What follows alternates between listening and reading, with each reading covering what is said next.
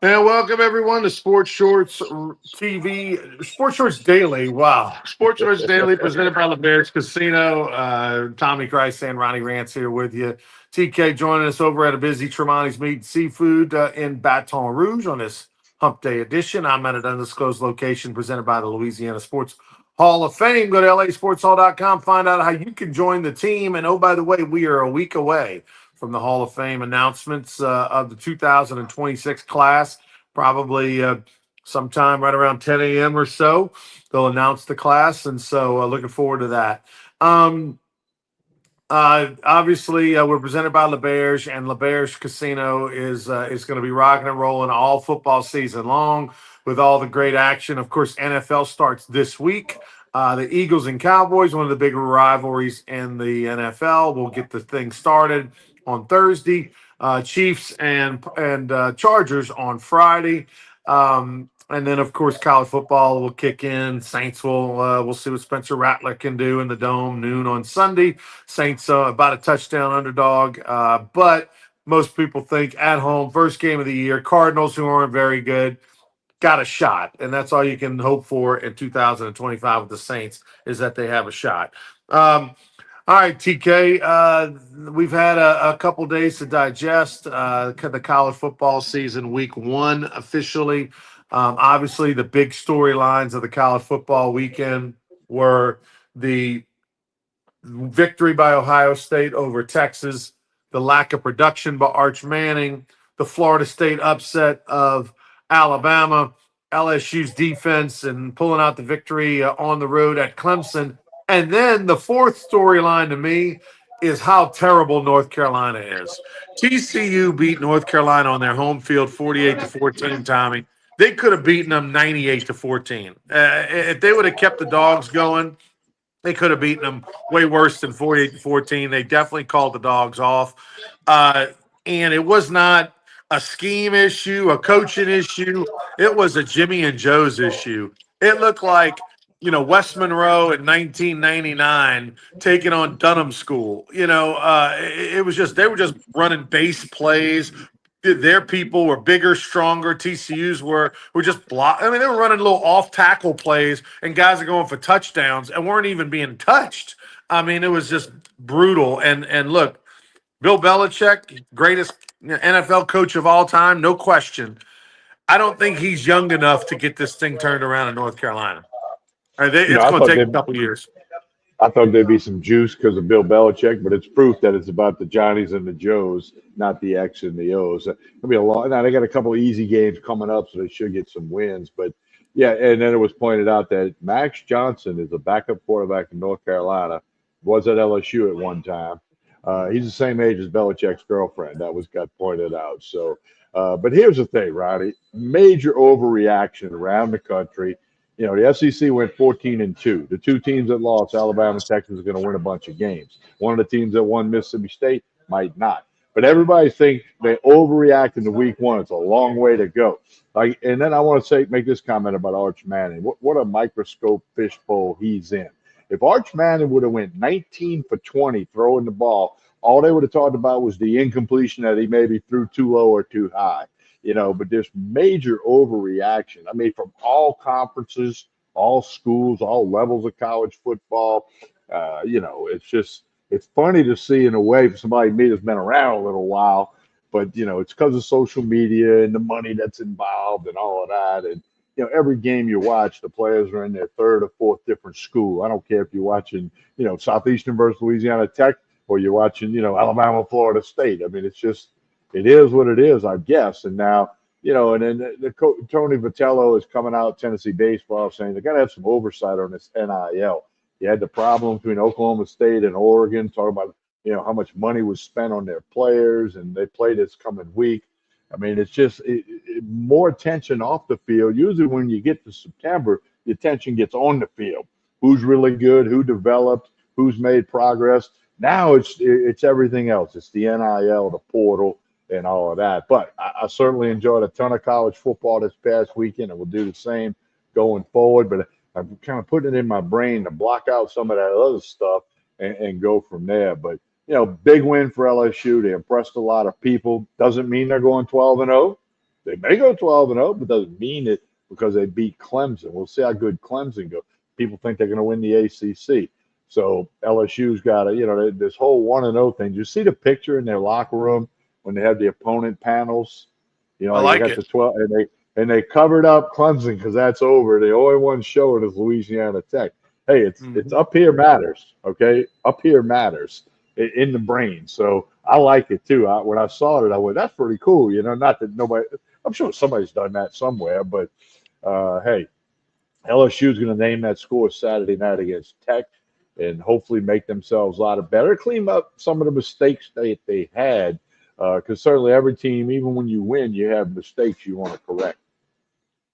The over/under number on the LSU game against Louisiana Tech is 51.5. Is that correct?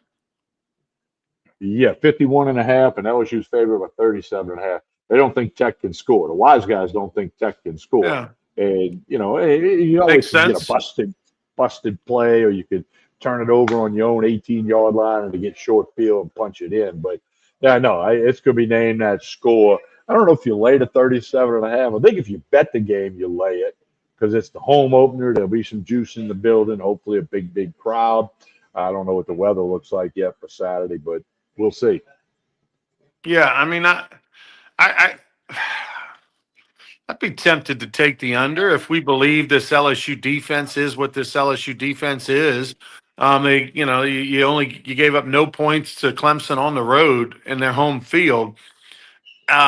Louisiana Tech only hung 24 on Southeastern at home. So clearly their offense isn't that great. LSU's defense is supposed to be really good and much improved, and it proved that going into week one. So, I like the idea that Tech's going to score 10 points, Can? you Yeah. know, again, or less. I And, could I and could see 35-10, 38-10 as a final. Then you're under the 51.5. You don't have to sweat the 37.5 or the backdoor cover, or maybe they block a couple of extra points and mess you up. yeah, I mean, obviously it's a good line. That's why they make it, Yeah.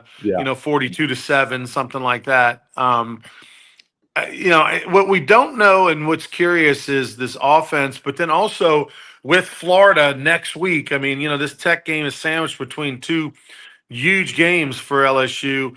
Would they be more apt to pull the starters if you get up, 4 or 5 touchdowns in the second half? Let's pull Nussmeier and some of these offensive linemen, these starters, to just not take any chance of injury, to rest them, and get them ready for the Florida game. So I can see a scenario where they potentially call the dogs off a little bit if they get up comfortably in that second half, just to not risk any catastrophic injury.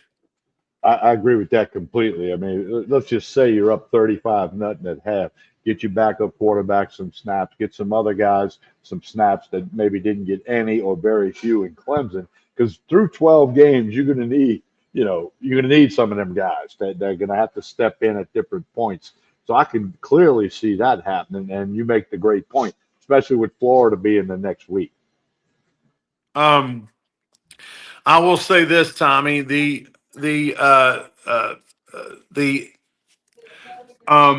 polls are out. LSU in the AP poll has climbed up to third. Only Ohio State and Penn State are ahead of LSU in that poll. In the coaches poll, they are fourth. Throw Georgia in the mix as being a team that's in front of them. Um, totally happy with those spots for LSU. It obviously doesn't really matter where they are at this point in the polls. It's more of a conversation for us to talk about, for the fans to talk about, to show respect for the program. At the same time, whether you're second or fourth or fifth, it doesn't really matter as long as you're just sort of in that mix, right? Especially top five is better than the bottom five as far as top 10 goes. But if LSU can hover around, that the top 10 all season long and finish with a record of 11-1 or 10-2, that's going to be. I really believe 10-2 gets them in the playoffs this year. Some think 9-3 potentially could get somebody in the playoffs, and that's always a potential. But 10-2, I think, gets it done, and so that's really, to me, the number you look for. I thought going into the season, LSU was trending towards a 9-3 season. I like 9-3 with this schedule, for this team. One of those three was the Clemson game. They win it, so now I'm at 10-2, with an opportunity, obviously, to be better. But man, you're going to come out of September really knowing what your team's about. Between Clemson on the road, Ole Miss on the road, and Florida at home, I mean, you're going to have a really good pulse going into October. If you could somehow win those games, I mean, now we're talking about a special season like 2019 as a potential. Yeah, I agree with you. You know, because 9-3, you're going to need some other things to happen to assure yourself a spot. 10-2, I think you're in, and it goes back to what we talked about a few minutes ago. This whole thing about week to week. Let's go 1-0. Let's go 1-0 Saturday against Louisiana Tech, and they should win. You know, and then carry that forward. But if you can hover in that top 10, you know, because if you lose to another team in the top 10, you're not going to slip a whole lot, especially as the season goes on. So a lot's in front of LSU for that, and it'll be fun to watch it unfold. Um, the others kind of storylines that are out there. What is your takeaway of Brian Kelly, Dabo Sweeney? Dabo Sweeney gave LSU a grade slightly ahead of Clemson, and Brian Kelly took offense and said, "Well, obviously he didn't watch the tape of the second half." It doesn't bother me in this day and age. Everybody talks crap, talks smack. Um, that plays well to a fan base that's not over 50. You know what I mean? That plays well to the recruits. It plays well to the young people. What was your takeaway? I think that's Kelly taking up for his team. You know, all coaches take up for their team, their players, the whole bit. So I think he's thinking that Sweeney fired a shot at his team collectively. So he's taken up for them, and I don't have any problem with that. You know, and you're right. In today's world, you know, all the theatrics after every play. You know, every time there's an incomplete pass, they all doing this, like throw me a flag. I think there should be a penalty for that, but that's my opinion, and they don't care what I think. But no, I don't have a problem. Now, keep in mind, Clemson comes to Baton Rouge beginning the season next year. So there'll be more barbs going back and forth between Swinney and Kelly. And I mean, it's going to be interesting to see how that goes. But I had no problem with Brian Kelly. I took it as him supporting his team, which all coaches do. Well, I sure hope that Clemson game makes and doesn't somehow go away. I'm nervous because Yeah. of the nine game SEC schedule, which allows you now three non-conference games. The question I have, not only for LSU, I mean, well, mainly for LSU, but for all teams, is what do they decide to do with those those extra games? I mean, if you look at a team like Florida, for example, we know they're going to play Florida State, every offseason, right? I mean, that's their big rival. We know that Georgia is going to play Georgia Tech. These are these non-conference rivalries that are sort of built into their schedule, and so they have a legitimate, those teams, Clemson's going to play South Carolina, South Carolina's going to play Clemson. These teams that are in the SEC also have a built-in rivalry against a regional team that's not in the SEC that are good, tough games. Obviously, South Carolina playing Clemson, and as I mentioned, Georgia Tech, and Florida State. Those are legitimate, non-conference opponents that can beat you in a given year. And so I would imagine they're going to have cupcakes for the other two, right? Well, LSU doesn't have that non-conference built-in opponent. And I hope out of the three games, they, like for example, they're playing Louisiana Tech, they're playing Southeastern. Okay, great. But if they also play Louisiana Tech, Southeastern, and Western Kentucky, which is who their non-conference schedules is this year, but with no Clemson, uh, or no good non-conference team, right? Like, again, we're staring down the barrel. We don't know what Brian Kelly wants to do, or what Verge Osbury wants to do, or Scott Woodruff wants to do, which are the three people that are going to really decide and talk about and figure out what this LSU football schedule looks like for the next decade, because of the SEC going to 9 games, and up from 8. That allows you 3 non-conference games, and will they play these really good opponents anymore? Whether it be at a neutral site or a home and home, I hope it doesn't go away, Tommy. I think that's a league-wide SEC question, or how will all teams handle that? I don't think Clemson next year will go away because it's so close to it in the big picture. but down the road, there's some games that may go away, or because there's some of these non-conference big-time games that put out there 3, 4, 5 years in advance. I think that'll go away a little bit, but I don't think the Clemson game will go away. And then I'll be curious. I think McNeese is on the schedule next year. I don't think that. I think it'd be interesting to see how LSU and all the SEC schools, and for that matter, the other conferences, handle that. And we kind of don't know because it'll be new for next year. But I don't think Clemson goes away. Then you'll have McNeese, and I don't know who the other team non-conference would be on the schedule next year. I'd have to look that up. I don't know off the top of my head, but that's going to be something to follow.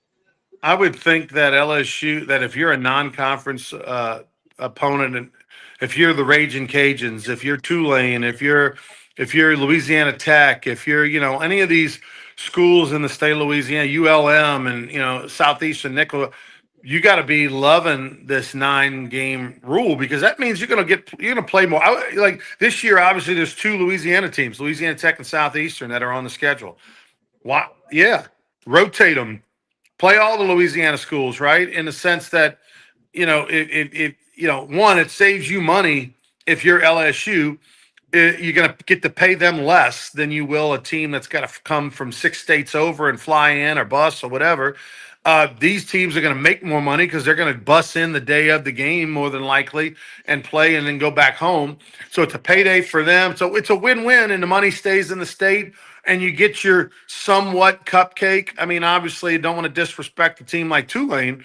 And maybe LSU doesn't play Tulane. They're not an in-state school in the sense that they're not a state school. They're a private school.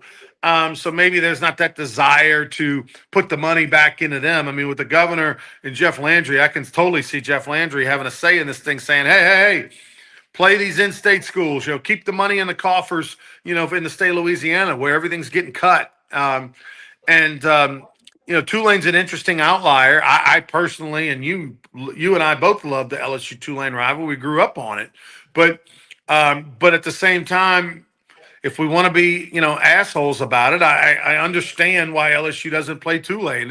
It's a private school, and you're risking losing. This isn't a cupcake. This isn't a layup. This is a real team, a bowl team. The last 2 years, that's much improved, and what they have going on right now is something that can scare you if you're Brian Kelly.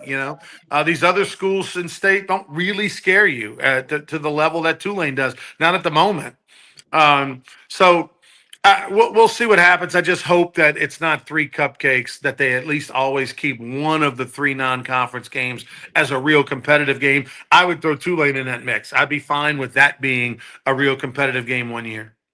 And that might be if Tulane's willing to come to Baton Rouge and not ask for a return trip. Okay, and this goes back to Skip Bertman in the 90s, and baseball wanted to play all the state schools and help them improve their facilities and build up the baseball image in Louisiana. Well, when he became the athletic director, he was one of the ones that said, let's play the Louisiana schools and give the money to Southeastern or Louisiana Tech or Nichols instead of giving it to, East Western Michigan and Utah State and some of these other schools that have ventured into Baton Rouge, San Jose State many years ago.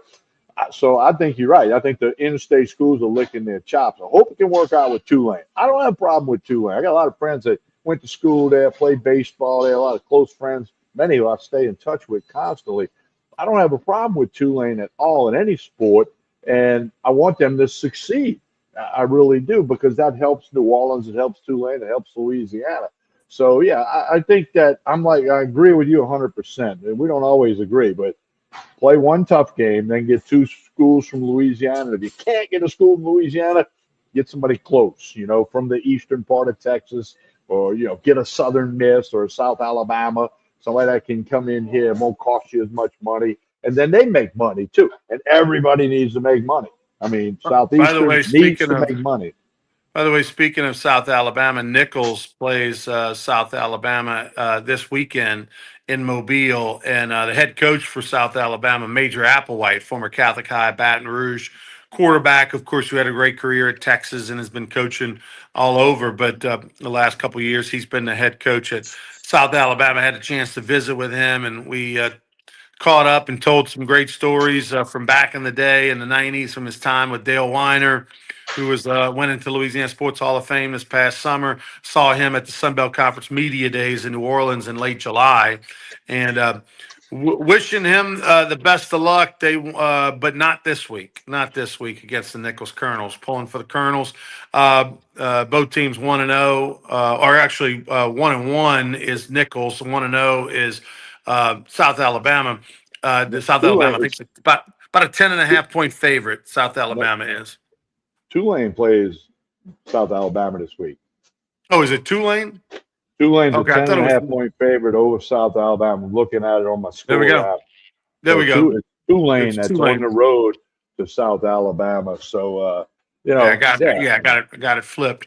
Tulane a 10.5 point favorite against South Alabama. At home is South Alabama. All right, TK, what else we got going on? Well, Major League Baseball's rolling on. I'm in my notes the 1 week from the Louisiana Sports Hall of Fame, big announcement of the 2026 induction class. Other than that, I mean, every way you turn, it's football. And then one thing that kind of, I don't know if it bothers me, but there's like odds on the coach to replace DeBoer at Alabama, odds on the first Power Four, odds on the first Power Four coach to be fired this year. And Sam Pittman's on that list at Arkansas. You got all these lists of everybody's got to have something to talk about because Ronnie, I mean this about 7 years ago when I started my podcast thing, which had a nice run, there were like a million podcasts at that time when I started. It was estimated to be. When I stopped my podcast a couple of years ago, it was estimated to be 40 million podcasts out there. So everybody's got to have something to talk about. And, whether it's regional, national, local, you got to do it. So, sometimes I'm just like, oh, go ahead. Let me tell you something, Tommy. Last year, there were 3 Power Four conference coaches replaced. That is because of NIL. So Yes. all these people yelling and screaming, talking about replace this guy, replace that guy. And all 3 of the ones that were replaced last year had a buyout under 10 million. So all these people that they're mentioning have these big old ridiculous buyouts. Brian Kelly 50 plus, DeBoer 70 million. Like none of these people are going anywhere. So people just need to stop wasting your breath, or just understand that you're joking, you're talking about stuff, you want them fired. It's never going to happen. It's a different landscape. This isn't Texas A&M under Jimbo Fisher. That Jimbo Fisher would still be the coach at Texas A&M if it was right now. Okay, we're talking 20% of your operating budget is going towards of your revenue is going towards paying players. You that means you have to whack some place in order to make a budget work. That's personnel, that's coach salaries, that is upgrades to facilities. And so the idea that you just fire coaches willy nilly, yeah, we made a mistake, let's get rid of them. No, you don't have the money anymore. You do not have the money anymore. And what's more important, paying a coach $70 million to go away, or to just get them better players and let that buyout get low enough to where you can do something about them? Well, in a perfect example of that is very recent, the effect you're talking about. Norvell at Florida State 2 years ago went 13-0, was left out of the playoffs because the quarterback got hurt. Okay. Then they went 2-10. 10 years ago, he'd have been fired after going 2-10 in Tallahassee. Okay. So they kept him. And then they end up, with a big win over Bama in their eyes. Now, here's the other thing, Ronnie. I'm going to use LSU. I think the LSU football coaching staff payroll is a little over $20 million, counting Kelly and all the assistants, okay? And there's contracts in there, which some of them have multiple years on that. So let's just do the math. If you say, let's fire Brian Kelly in December, you got to pay him a $50 million buyout. You got other coaches that have to be paid off. Then you got to hire another staff for 20 plus million. So, I mean, it's way more than people think. You just, 50 million, they can scrape that together. But no, they really need to scrape 140 million together to make that shift. So I think you, again, making a great point that you're not going to see that as much. Now, if a coach breaks the rule, he cheats like Harbaugh, you're going to get fired. But, because then you don't have to pay him. But No, I think you make a valid point there that these schools are going to be a little more, we can like North Valley, Florida State. We can't fire him yet. Now, if he would have went, if he goes 2-10 again this year, they probably don't have a choice. So, but Listen, NIL is the root of all of When it. Tom Brady was with, so look, it's gotta fix itself, right? It's gotta take a little time. Granted, human nature and coaches are gonna want to get paid as much as they can, but there's a combination between how much money can I make, but yet still have money and extras left over for my players and staff, right? And it's look things change every week. It's a learning process. But the one thing that I know LSU doesn't have, and that is money. They don't have billionaires and millionaires running around just throwing money willy nilly at this program. Here's 20 million. Give it. That doesn't happen. So we're not Texas. We're not Texas A&M. We're not. We're not. We don't have that kind of flow. We don't have Michigan, Oregon, Michigan. Michigan. We don't have that kind of Ohio. So we don't have that kind of money. So know that. Be quiet. Stop with the ridiculousness about we're going to fire this guy, fire that guy. It's never going to happen. Thank God Brian Kelly won the first game so that we don't have to hear those ridiculous comments and people talking about his buyout because it's never going to happen. He won the game. Great. But and that seems to be the magic number that a lot of people are talking about. Like you got to get to about 10 million before you can talk about a realistic buyout for coaches. By the way, 4 coaches out of 4 Power 4 conferences last year were fired. That's it. And I'll make a prediction that it's either 4 or less after this year that get fired. Not counting somebody that quits or retires or resigns or major rule violations. I'm talking about just flat out fired because of the record. I think it's 4 or less when we sit here in January, February. All right, September 10th, next Wednesday, we'll announce the Louisiana Sports Hall of Fame class. Can't wait to tell you all about it. LASportsHall.com and follow us on all the social media platforms Instagram, Twitter, and Facebook. LA Sports Hall. Go give us a follow. TK, tell us about Tremonti's. Yeah, today's Wednesday, so that means $6.99 burger and Those good fries. You burgers. can, they're great burgers. They're at the Rougarou Games, very popular there. You can eat it here. You can get it to go. Get 4 or 5 of them for the office. They'll box them up. You can take them back to the office. That's every Wednesday here at Tremonti's on Jefferson Highway, right down from Parkview Baptist Church and School. Hey, don't forget to like and share this show, Facebook, X, or YouTube, wherever you're watching. Take that quick minute. Like the show, share the show, tell everybody about it. I appreciate that very much. On behalf of Ronnie Rance, I'm Tommy Chrysan. Have a great day, everyone.